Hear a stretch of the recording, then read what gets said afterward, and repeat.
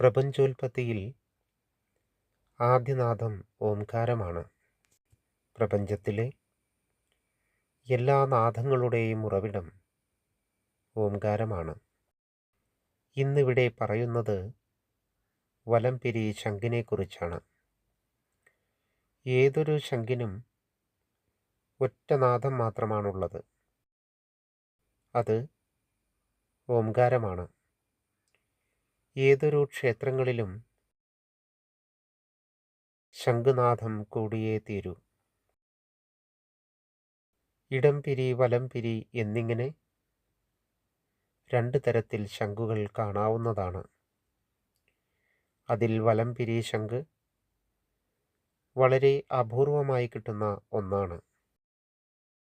വലംപിരി ശംഖിൽ ലക്ഷ്മി ദേവി കുടികൊള്ളുന്നു എന്നതാണ് വിശ്വാസം. വലംപിരി ശംഖ് പൂജാമുറിയിൽ വച്ച് ആരാധന ചെയ്യുന്നത് വളരെ വിശേഷമുള്ള ഒരു കാര്യമാണ്. ഭാവിയിൽ സർവ ഐശ്വര്യങ്ങൾക്കും കാരണമാകും എന്ന് പറയപ്പെടുന്നു. വൃത്തിയുള്ള വെളുത്ത തുണിയിലോ ഒരു തളികയിൽ അല്പം പച്ചരി വച്ച് അതിനു മുകളിലോ ഭദ്രമായി വച്ച് ശംഖിൽ അല്പം വെള്ളമൊഴിച്ച് അതിൽ തുളസിക്കതിർ ഇട്ട് വിളക്ക് വെച്ച് പ്രാർത്ഥിക്കുന്നത് ജീവിത വിജയത്തിന് കാരണമാകും എന്ന് പറയപ്പെടുന്നു. ശംഖ് താഴെ തറയിൽ വയ്ക്കാതിരിക്കുക, കമഴ്ത്തി വയ്ക്കുകയും ചെയ്യരുത്. വലംപിരി ശംഖ് കാതിൽ ചേർത്ത് പിടിച്ചാൽ കടൽ ഇരമ്പുന്ന ശബ്ദം അതിൽ കേൾക്കുവാൻ സാധിക്കും. ശംഖ് വച്ച് ആരാധിക്കുന്ന സ്ഥലം വൃത്തിയുള്ളതായി സൂക്ഷിക്കേണ്ടതാണ്.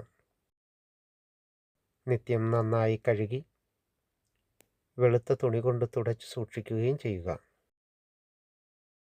പൂജിക്കുന്നവർക്ക് ആത്മീയ ശക്തി വർദ്ധിക്കുകയും ജീവിത വിജയം കൈവരികയും ചെയ്യുന്നു എന്നതാണ് വിശ്വാസം.